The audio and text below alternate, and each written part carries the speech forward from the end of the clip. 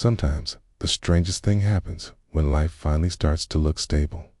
Nothing is falling apart. There is no obvious crisis. From the outside, everything appears fine. Yet inside, there is a quiet absence. Not sadness exactly. Not pain in a dramatic sense. Just a flatness. A dull, emotional silence where excitement, joy, or even deep sadness used to exist. You smile when you're supposed to. You respond when people talk to you. But somewhere underneath, you feel disconnected from your own experience. Like you are watching your life instead of living it. This emotional numbness often confuses people, the most because it arrives when they expect to feel good. You might tell yourself that you should be grateful, that others have it worse, that you have no real reason to feel this way. And so you push the feeling aside, assuming it will pass. But it doesn't. It lingers, quietly, slowly, making even good moments feel distant and unreal. What many people don't realize is that emotional numbness is not the absence of feeling. It is a protective response. Your mind didn't shut down randomly. It learned, over time, that feeling deeply was not safe, not useful, or not rewarded. So instead of constantly hurting, it chose neutrality. Instead of overwhelming pain, it chose silence. This often begins long before adulthood. When emotions were ignored, dismissed, or misunderstood, your system adapted. Maybe you learned that expressing excitement led to disappointment, that sharing sadness led to judgment, that showing anger led to conflict or rejection. Slowly, your nervous system learned to stay quiet, to stay contained, to stay controlled. And eventually, that control became automatic as an adult. You might no longer remember the moments that taught you this lesson. You may not recall any specific trauma, but emotional neglect does not always announce itself loudly. Sometimes it shows up as what never happened, the comfort that didn't come, the curiosity about your inner world that was never shown, the space where your feelings were supposed to be held but weren't, so your system did what it had to do. It learned to survive without emotional engagement, and survival, while effective, is not the same as living. This is why numbness often appears when life calms down, when there are fewer distractions, fewer emergencies, fewer reasons to stay in survival mode.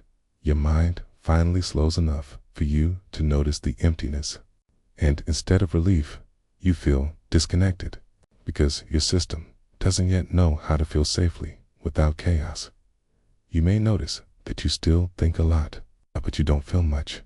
Your mind is active, analyzing, planning, worrying, but your emotional responses feel muted. This is not because you are broken. It is because your mind learned to stay in control by staying intellectual. Thinking became safer than feeling. Over time, this creates a split. You understand your emotions logically, but you don't experience them fully. You know you should feel happy, but you don't. You know something should matter, but it doesn't reach you. And this gap between understanding and feeling can be deeply unsettling. Another reason emotional numbness appears is chronic emotional exhaustion.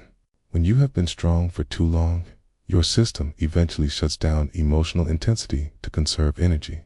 Feeling deeply requires safety and rest. If your life has been defined by responsibility, pressure, or constant self-control, your mind may decide that emotions are a luxury it can no longer afford. So instead of highs and lows, you get flatness. Instead of pain, you get distance. This doesn't mean your emotions are gone. They are simply stored away, waiting for a time when it feels safe to return. People often try to fix numbness by forcing positivity. They push themselves to be grateful, to think differently, to motivate themselves into feeling alive again. But numbness doesn't respond to pressure. It responds to safety. You cannot force your nervous system to open. You can only invite it. That invitation starts with permission. Permission to stop judging the numbness, to stop asking why you are like this, to stop treating it as a failure. The moment you stop fighting the numbness, you reduce the threat level inside your system. And when threat reduces, feeling slowly becomes possible again. This doesn't happen all at once. At first, emotions return in small, quiet ways. A brief moment of sadness you don't immediately push away. A flicker of warmth you allow yourself to stay with.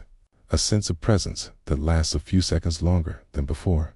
These moments may feel insignificant, but they are signs of reopening. It's also important to understand that numbness is not the opposite of happiness. It is the opposite of overwhelm. And if your system once experienced emotional overwhelm without support, it learned to shut everything down to prevent collapse.